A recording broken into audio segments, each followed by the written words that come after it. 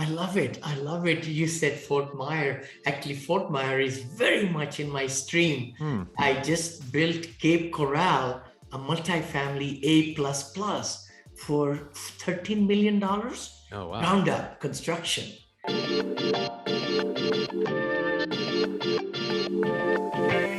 Construction. And the big part is it's multifamily, Brian, but it's for senior assisted living and memory care.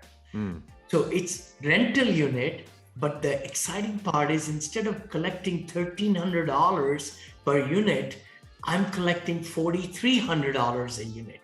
So the revenue stream is strong, even though we have to do restaurant style dining for the residents and, having movie theater and spas and all that. But at the end of the day, we have better cash flow. I'm finding these apartments as compared to my conventional apartments. That's interesting, Yeah. and the revenue is 4.5 million. I can't believe it.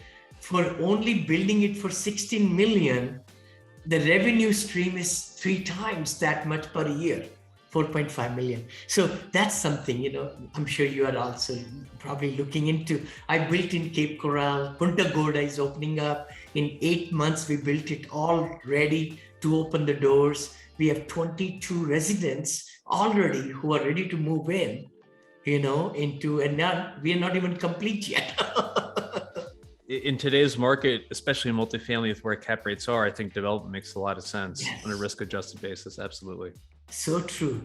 Tell us more. I know you mentioned about, combining. I was just going to look at it here, like the tax advantages. I know we have still some time, but wherever you would like to take us on the syndication platforms focused on taxable high net worth investors and family offices.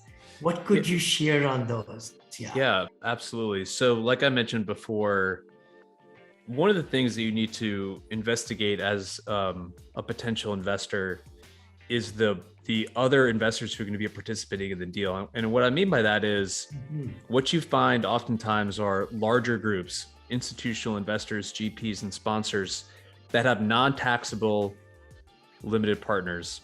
So a foundation, an endowment, et cetera, they are typically going to be the anchor investors in that fund or deal. And so the GP and sponsor is not going to be as concerned with tax efficiency as they might otherwise be. And what I tell people all the time, they say, don't fight the Fed. That's true. You should also don't fight the IRS. And the tax code, the way it's constructed today, is really a series of incentives and disincentives to do certain things, invest in certain ways. And it's very clearly telling you, you should own your own home, you should have children, you should get married, and you should invest in commercial real estate. So like a lot of people, we use a cost segregation analysis with accelerated depreciation. And especially in some of these multi-tenant properties, we can sometimes show a loss in your K1, even though we're providing a 10% cash on cash yield annualized that we send out in monthly distributions. So just a really powerful tool for taxable investors that might be having gains elsewhere in their portfolio as another tool in your toolbox when you're looking to have net of fee after tax returns. You're so right, Brian. Actually, on all the assets we have owned, I've done 36 syndications so far. But the key thing, what you just said, is the cost segregation part of it. Love it, love it, love it. Like my, investors who gave me 500,000, I gave them K1 of 319,000 minus. And many times the passive investors can't imagine. They say, how could you do it? You gave me money. You gave me distribution, the cash flow. The property's making money. How could you show rental income loss? Which is so true. It's taking the depreciation on an accelerated level. No, that's so true. And also getting the money from the retirement funds. That's what I'm finding too with my ultra rich, clients or investors. They say, you tell me I can spend my IRA money, because on the Wall Street, it has to be the REITs, right? Right. Yeah. Right. And one of the first things I did was I hired a controller who is a CPA with a public accounting tax background, because it really is one of the key fundamental pillars of our investment thesis. Totally, totally. Tell me more, Brian. Like, so how do you spend your day? And if somebody's trying to do getting into real estate in commercial, which of course, are you in only multi and other places like hotels? I'm in hotels also now, and ground up constructions also, but, or do you do other facets also like office and others? And Yeah, we only do commercial, which for us can mean anything from office to industrial to flex to retail to medical. I would say right now our focus is on multi-tenant, flex, industrial distribution, kind of single story product. We're finding a lot of opportunity there, really good leasing momentum. And I'm sure you're seeing this too.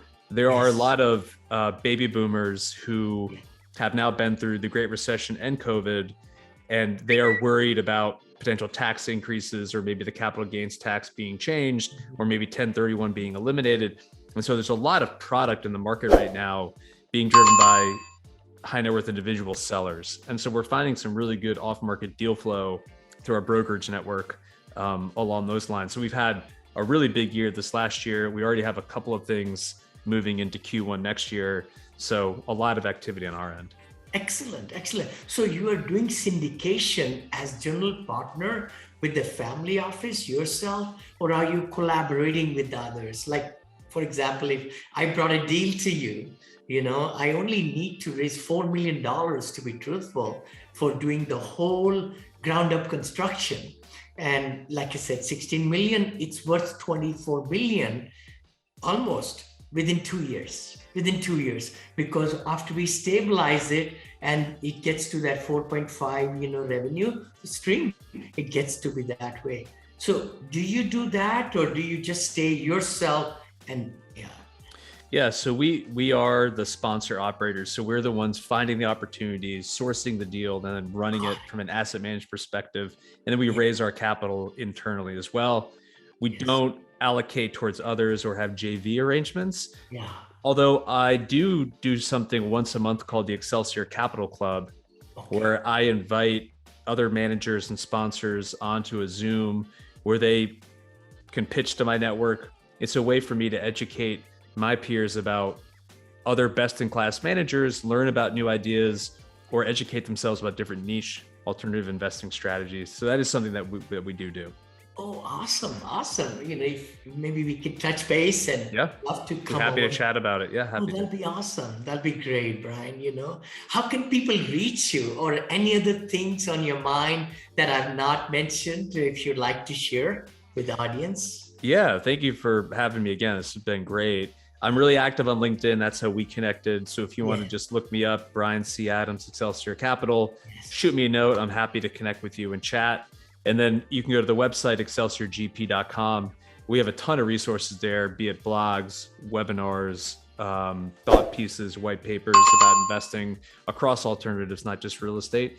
And that's probably the best way for you to see the portfolio. And if you want to learn more about the investing opportunities that we have, the website's probably your best way to entry. Excellent. No, thank you so much for spending this time, Brian. Really appreciate that. Guys, everybody listening, if you like the content, please go ahead and share it, and also give us 5-star reviews on iTunes, because if you give us return or 5 stars, this really helps us to get really great guests coming on the podcast interview. Thank you so much. Remember to join me live on every Friday at 9:30 Pacific.